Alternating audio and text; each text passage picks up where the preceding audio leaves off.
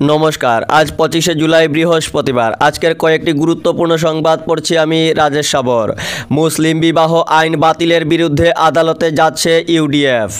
রাজ্যে মুসলিম বিবাহ ও বিচ্ছেদ আইন বাতিলের যে সিদ্ধান্ত নিয়েছে সরকার, এর তীব্র প্রতিবাদ করল এআইইউডিএফ। সরকারের এই সিদ্ধান্তের বিরুদ্ধে আদালতে যাওয়ার হুমকিও দেওয়া হয়েছে।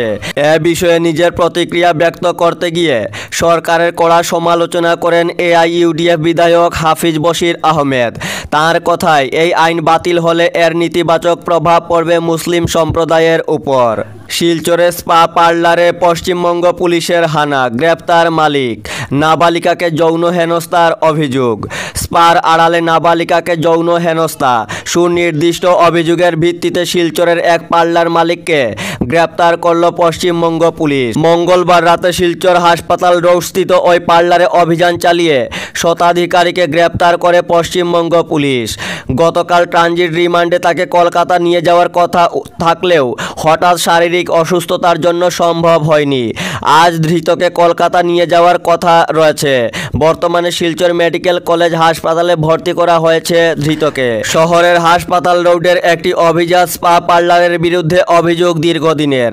স্পায়ের নামে ওই পার্লারে অবাধে দেহ ব্যবসা চলছে বলে স্থানীয়রা অভিযোগ করেছেন। শহরবাসী বারবার ওই অভিযোগ উত্থাপন করেন, যদিও রহস্যজনক কারণে ওই পার্লারের বিরুদ্ধে কোনো ব্যবস্থা নেওয়া হয়নি এতদিন।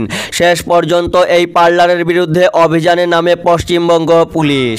নিটের ফল প্রকাশ শীঘ্রই বললেন শিক্ষামন্ত্রী। মেডিকেল প্রবেশিকা পরীক্ষা নিট ইউজি নতুন করে নেওয়া হবে না বলে মঙ্গলবার জানিয়ে দিয়েছে সুপ্রিম কোর্ট। সেই রায়কে স্বাগত জানিয়ে কেন্দ্রীয় শিক্ষামন্ত্রী ধর্মেন্দ্র প্রধান জানিয়ে দিয়েছেন, বৃহস্পতিবারের মধ্যেই নিটের চূড়ান্ত ফলাফল ঘোষিত হবে।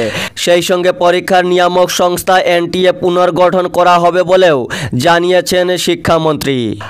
বাজেট বিরোধিতায় এককাঠা বিরোধীরা, সংসদ ভবনের বাইরে বিক্ষোভ ইন্ডিয়ার। নির্মলার বাজেটের বিরোধিতায় এবার এককাঠা বিরোধী জোট।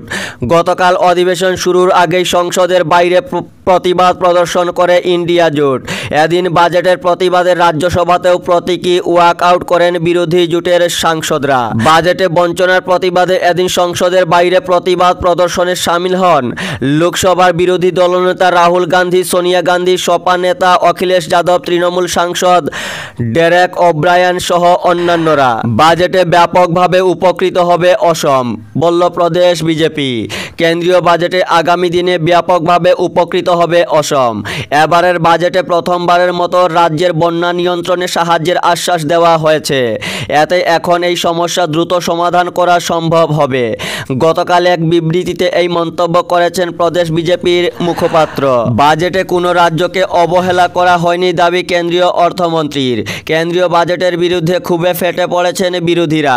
বাজেট বরাদ্দের নিরিখে একের পর এক রাজ্যকে অবহেলা করার অভিযোগ নিয়ে যখন বিরোধীরা সুর চড়াচ্ছেন, তখন কেন্দ্রীয় অর্থমন্ত্রী নির্মলা সীতারমণ স্পষ্ট জানিয়ে দিলেন, বিরোধীরা মিথ্যা অভিযোগ করছেন। বাজেটে কোনো রাজ্যকেই অবহেলা করা হয়নি।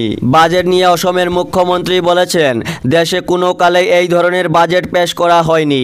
বেকারত্ব নির্মূলের লক্ষ্যে এক সুদূর প্রসারী ভূমিকা নেবে এই বাজেট।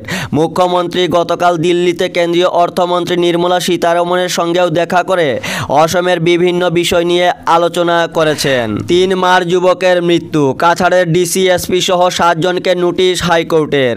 3 মার্চ যুবককে উগ্রপন্থী সন্দেহে এনকাউন্টারের ঘটনায় 7 জনকে নোটিশ দিল গৌহাটি হাইকোর্ট। গতকাল এই নোটিশ ইস্যু করেছে বিচারপতি কল্যাণ রায় সুরানা এবং বিচারপতি সৌমিত্র শইকিয়ার বেঞ্চ। উল্লেখ্য, ভুবন পাহাড়ের পাদদেশে ঘটা কাছাড় পুলিশের এই এনকাউন্টার নিয়ে হাইকোর্টে রিট পিটিশন দাখিল করেছেন নিহত 3 যুবকের পিতা।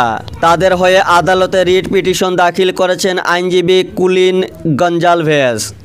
এই ঘটনার জন্য অভিযোগ করা হয়েছে রাজ্য সরকারের স্বরাষ্ট্র বিভাগের কমিশনার, সেক্রেটারি সহ আরও কয়েকজনকে। তালিকায় রয়েছেন রাজ্য সরকারের মুখ্য সচিব সহ অসম পুলিশের ডিজি, কাছাড় জেলা কমিশনার, পুলিশ সুপার, লক্ষ্মীপুর থানার ওসি এবং মিজোরামের মুখ্য সচিব।